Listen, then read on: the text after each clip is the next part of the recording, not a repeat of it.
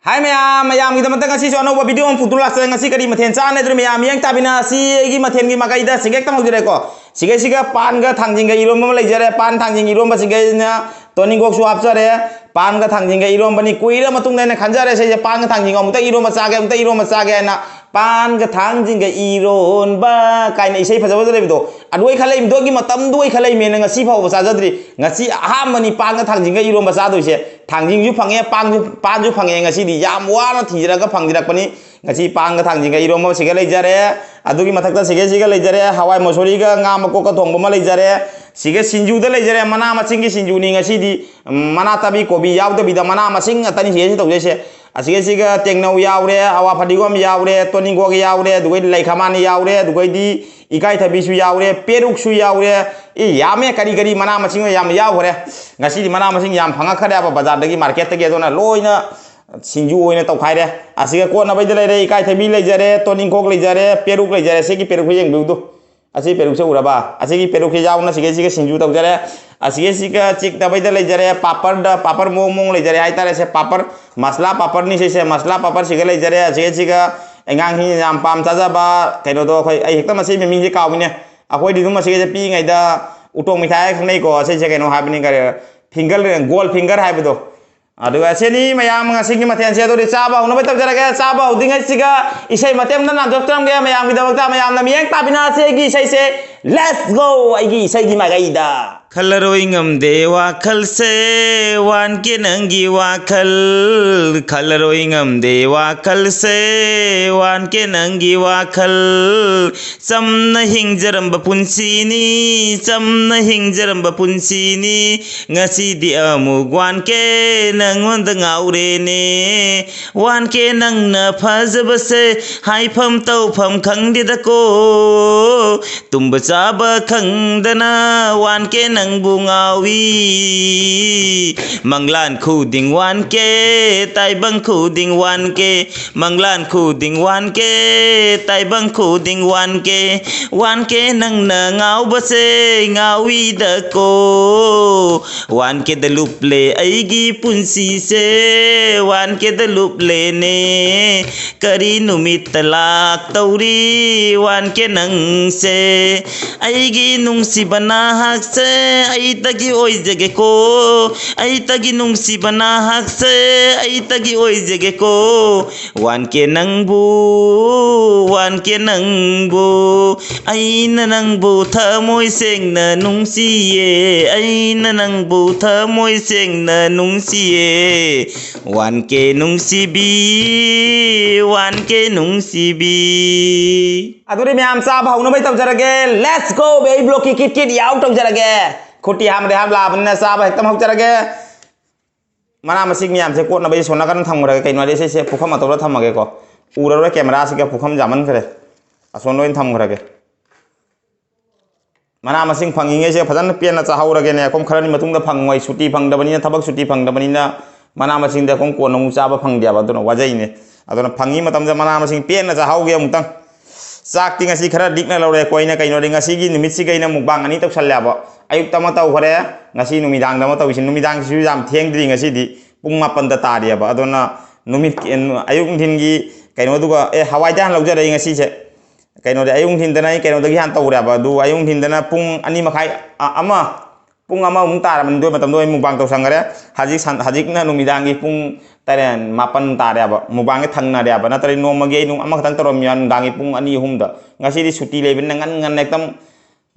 semdarage tawtharage na ekdam target to tawraga leirabani na mubang ani semora na tadi heng maram ta mu wa bajawre maram ta video shoot oheud bajawi kan gedi smaina video chingala matam da mai chakhi bajawi jam na wa ban nangi ne khoi se video khoi se mun na camera man ni khile mai chaw matam siga ma phajan do haw chakhala matung da sound jawram da bagumba adai ka mai chakhi bagumba current chakhi bagumba adugai di mong jang mic jaram da bagumba mic yaw draga na gi di sound jawram da bagumba I sound jaw do video ni hum cancel hoigare adu mathakta dugai light laktana video hogolaga current mam hiba light mam hiba dogi marak tu soi video manga sure pona mangnai na youtube para ko mitagi video kaino mu sure video 25 sure na mistake oi se cancel oi lo inchali singe 25 oi re adu upload tobna 250 gi mathakta leramani jong क्या सामना video से नुमित खुदिंग की video से मैं नुमित की video से मैं नुमित की अपलोड तौन में होने नोंग फादों मिस्टेक ता थांगत ngमहौदब यावदी ngarang हाने वीडियो अनि सुरे थांगत तब कइनोदी आइगी मोबाइल से रूम हौरुरेब दो इंजेक्शन कापतना हजिक खरा फरे मा कोरोना ना खरा पायुरे मंगोंदा अदोरी मियाम साब हौनो बेतोरगे लेट्स गो बे ब्लॉक की क्रिकेट तौजरगे वाजाम ngang लेजरगे अरो साब हौदिंगै सिगा इसे मतंगी चैनल बु इन सपोर्ट तौजरमगे चाकती तोट खरे को कसार निंगोल इचे दो अइना यामना फना खजब इचेनी इचे दी चैनल से मैम चंगबिरम ते यंगबिउ इचे याम फब इचेनी यूट्यूब मचा खोइदा याम सपोर्ट तौजबनी इचे से मतम तुबदा याम फब इचेनी आगी दी हेक पोकपिना इचे ना खंजै को दो इचे दी चैनल लो सिगे सिगे थोलमगे मैम सिगे इचे दी चैनल चपिरगा सपोर्ट तौबिरसी मा डेली ब्लॉग तौबनी मुकबांग वीडियो तौबनी मागी वीडियो मखन पुनमक अइना नाम नुंगाइन जेगजै हराव जामजे मागी वीडियो मागी करी हादी इचे दोगी मागी टेलेंटो अइया दोनिया मा अइना जामना कयादी अइना कलाई से जामना कइनादी अइगी नुपीना तौबा ngam अइगी इचे अइगी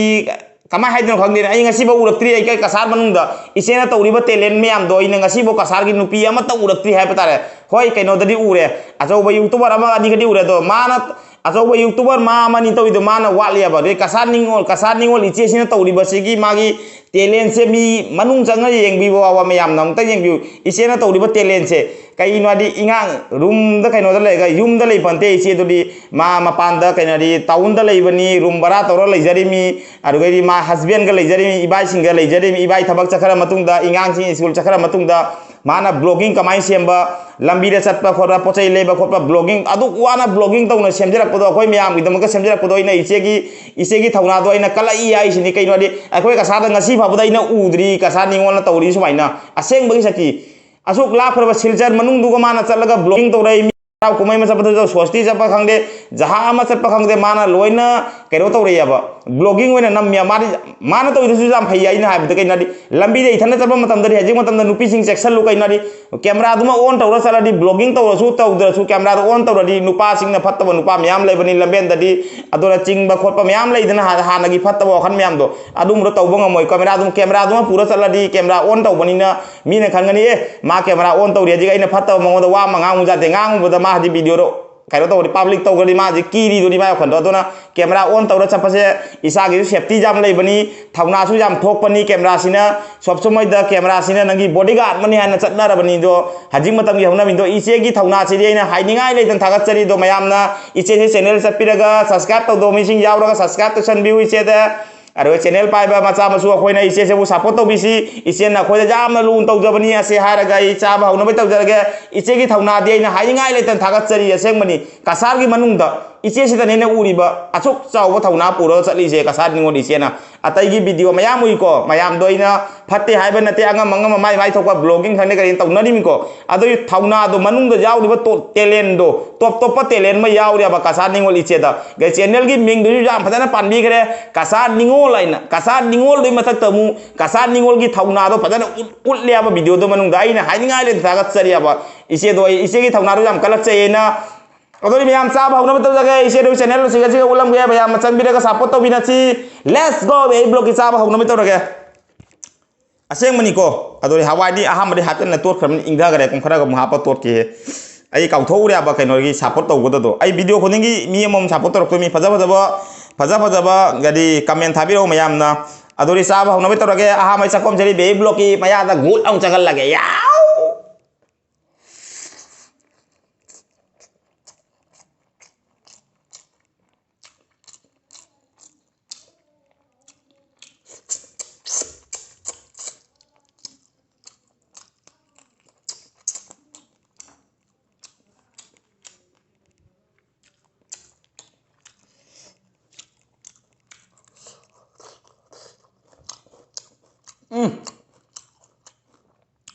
सिंजुसे हावरे मना मसिंग सिंजुसे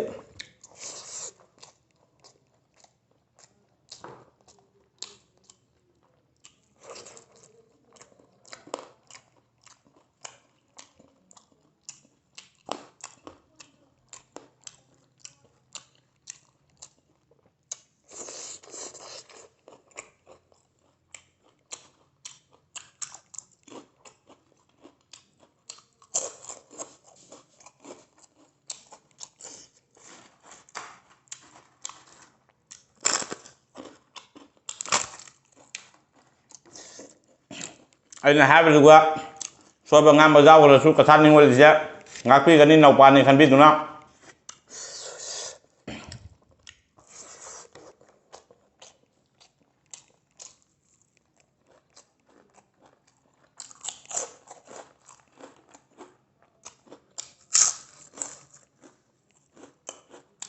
ꯀꯊꯥ ꯅꯤꯡꯉꯣꯜ ꯏꯆꯦꯅ ꯍꯥꯏꯕꯅꯤ ꯇꯣꯅꯤꯡꯈꯣꯛ ꯆꯥꯕꯗ ꯃꯆꯩ ꯍꯨꯟꯗꯣꯛꯀꯥꯟꯗ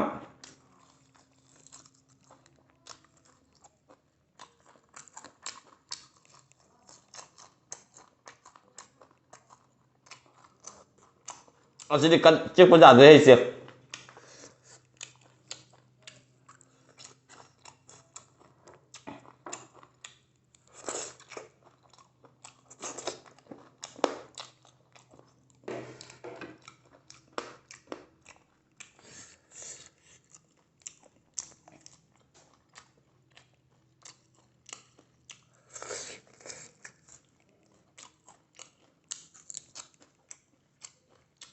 ꯀꯜꯂꯤ ꯁꯤꯒꯤ ꯄꯦꯔꯨꯛꯀꯤ ꯃꯆꯩꯁꯦ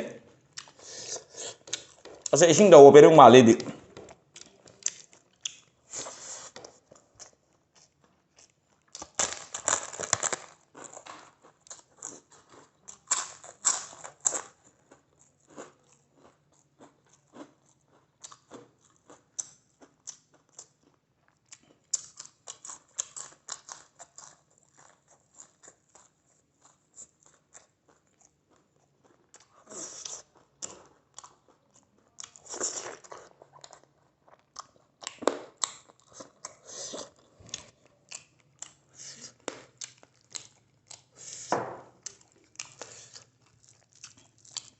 ꯃꯍꯥꯎ ꯐꯨꯒꯥꯏꯔꯦꯍꯦꯕꯣ ꯀꯨꯏꯔꯦꯍꯦ ꯑꯩꯅ ꯄꯥꯟꯒ ꯊꯥꯡꯖꯤꯡꯒ ꯏꯔꯣꯝ ꯆꯥꯁꯦ ꯑꯝꯇ ꯈꯜꯂꯤꯁꯦ ꯀꯩꯅꯣꯗꯤ ꯏꯁꯩꯗ ꯎꯈ꯭ꯔꯦꯀꯣ ꯅꯣꯡꯕꯨ ꯆꯥꯔꯛꯇ꯭ꯔꯤꯑꯕ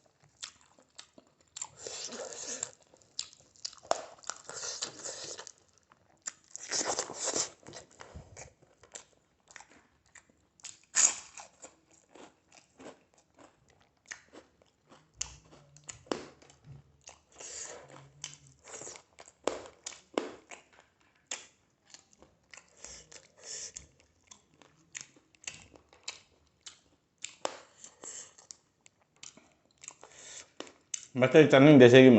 ꯀꯜꯂꯤ ꯃꯆꯩꯁꯦ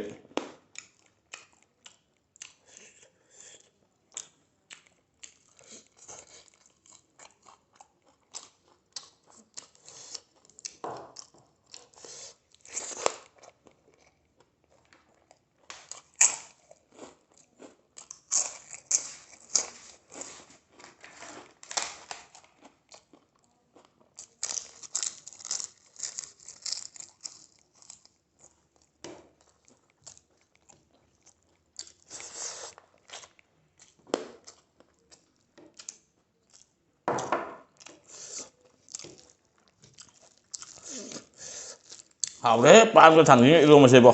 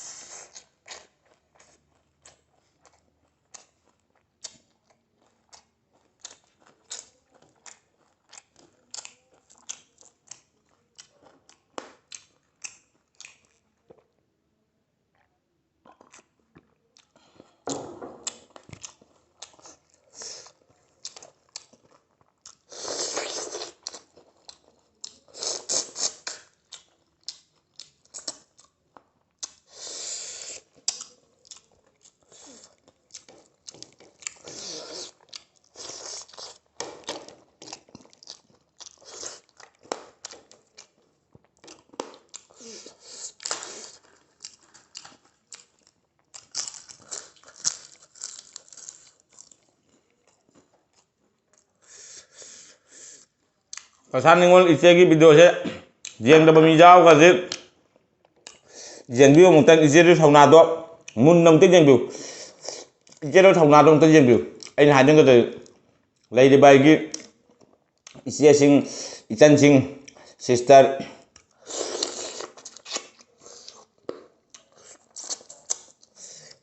magi video manung do mun namte jengbiu yang adum ngahak jengga full support habiduna di khangba ngamo ya ba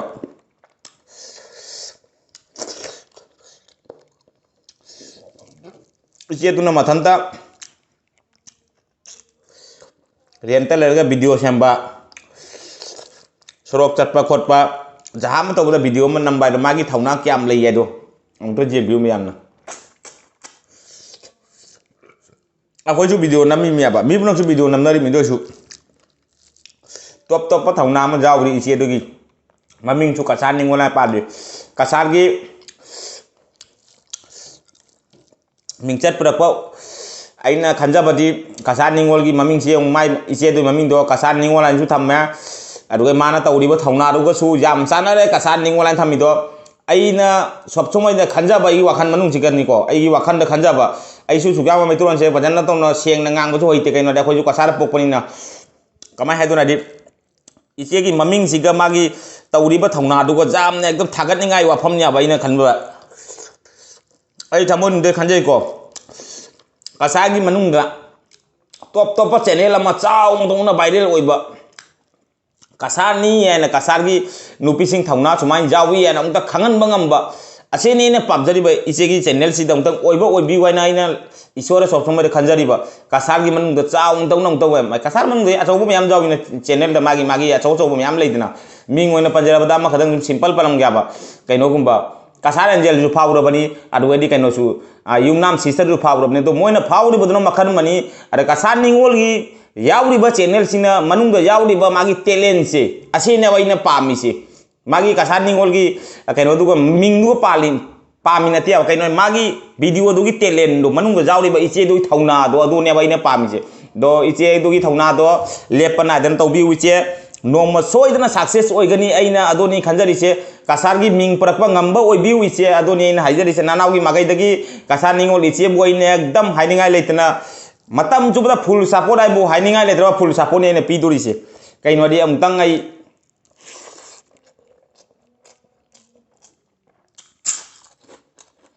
kasar gi manung da iche gi tamna ro amtang phadan dum khangal lingi baina nupi ubesingga nupa dante haise nupa do hai bada nupa khoi boda sorok tana blogging to ikaya ba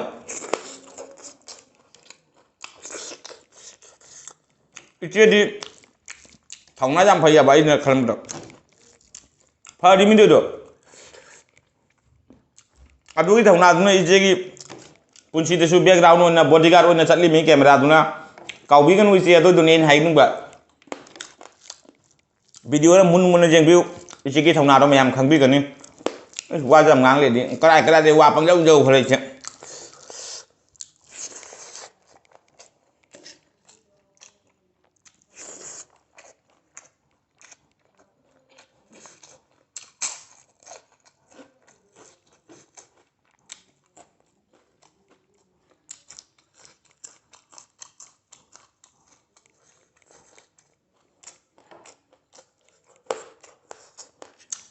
yumnam sister su phawira heavy duty gari du thabraga silchar koi badagi ni adu sumona phawdu tuwan ban ne ba Kasar Ningol na isagi lai na no magi daily blog chaba thakpa isagi talent do ai challi koi ai siga chatli alu tawdian magi real story uthokpodo thauna ngambado adu ne yam pamjai se atamna gi mana sem do video gi damga sem na tia ba magi talent goina jengi mi ba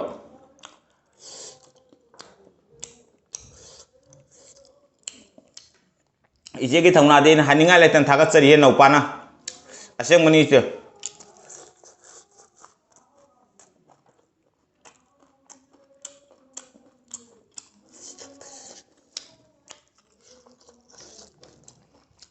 ꯃꯌꯥꯝꯁꯨ ꯀꯆꯥꯔ ꯅꯤꯉꯣꯜ ꯏꯆꯦꯒꯤ ꯊꯧꯅꯥꯗ ꯇꯝꯕꯤꯌꯨ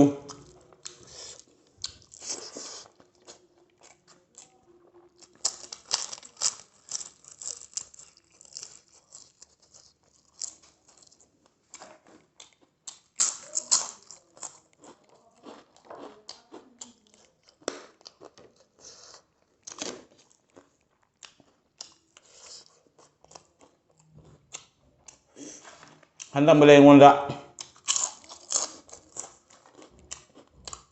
ꯀꯃꯦꯟ ꯌꯥꯝ ꯂꯩꯕ ꯋꯥꯈꯜ ꯅꯨꯡꯉꯥꯏꯇꯦ ꯑꯗꯨꯁꯨ ꯈꯪꯗꯦ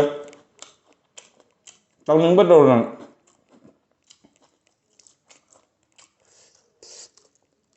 ꯑꯗꯨꯁꯨ ꯑꯩꯈꯣꯏ ꯁꯣꯝꯗꯩ ꯑꯃꯨꯛ ꯂꯥꯛꯇꯦꯅꯦꯕꯣ ꯃꯄꯥꯟꯒꯤ ꯉꯥꯛꯇ ꯂꯥꯛꯏ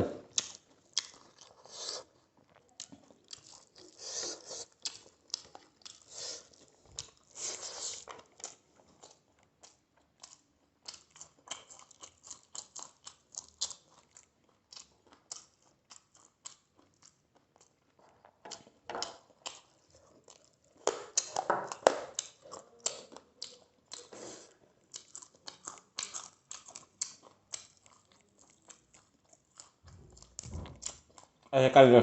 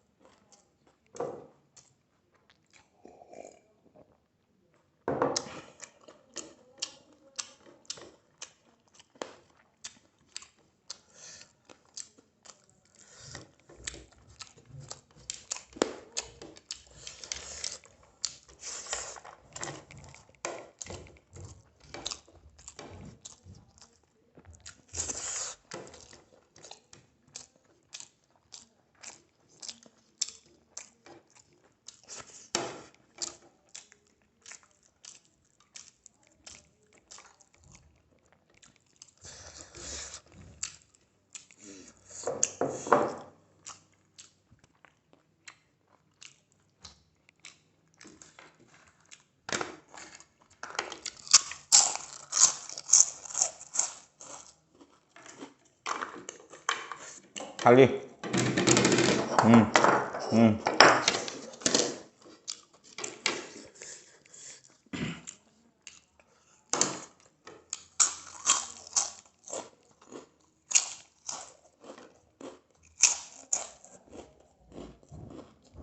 असं तब चागे वीडियो जाम सांगे अदुदि मयाम वीडियो जेंबा नुंगारगदि लाइक शेयर कमेंट तौबा काउबिगनु channel sih namun sang pai sinap sih kan channel sih subscribe tuh teman bel icon ketrang lau ni ko ka bing do di song nak te ngai no video mah ba ko ni ketrang lau ni kan ya ba ketrang ai bukan makna pulai channel sih namun sang pai sinap sing jawab kan channel sih subscribe teman bel icon ketrang lau ni ko ka bing do di song nak te ngai no video mah ba ko ni ketrang lau ni ketrang khong kan do gi makta subscribe teman bel icon ketrang lau ni ko ka bing no hane jengal jadi bagi changing sister sing brother sing bu hiding ale tembe belum takat cari maya manung si biduna gi channel si bu aigi video si bu sar lau na khara share to biro asyik araga maya am dari kaina bagi atang lau jarage next video ram phana si ngasi gi be blog kacharage bye next video ram phana si ketrang ru na ngasi gi bye